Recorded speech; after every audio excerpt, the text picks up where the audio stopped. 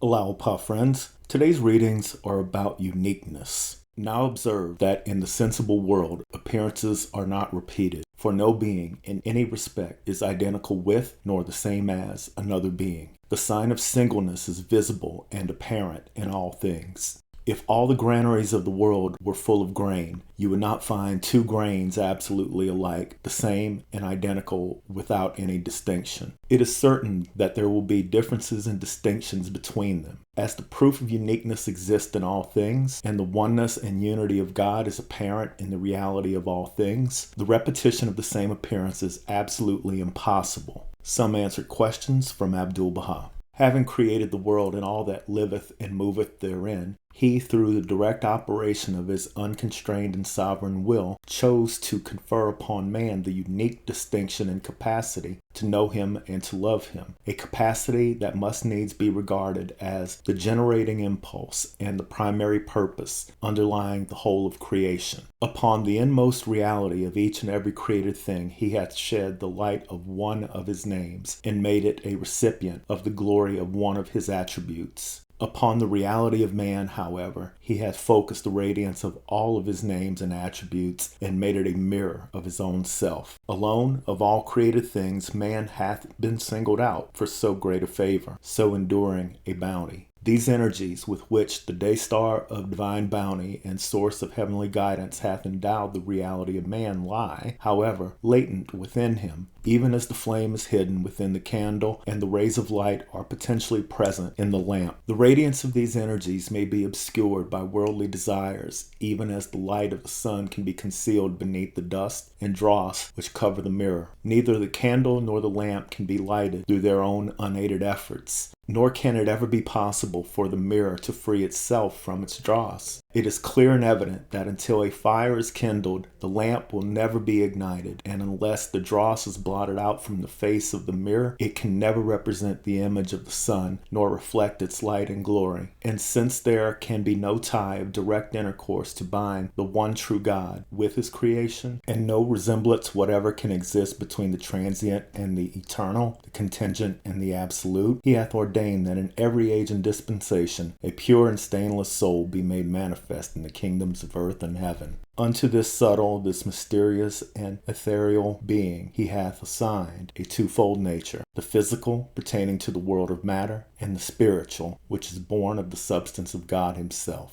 Gleanings from the writings of Baha'u'llah. The all-knowing physician hath his finger on the pulse of mankind. He perceiveth the disease and prescribeth in his unerring wisdom the remedy. Every age hath its own problem, and every soul its particular aspiration. The remedy the world needeth in its present-day afflictions can never be the same as that which a subsequent age may require. Be anxiously concerned with the needs of the age ye live in, and center your deliberations on its exigencies and requirements. The Tabernacle of Unity from Baha'u'llah. If you like today's readings, please hit the like button and subscribe to the channel.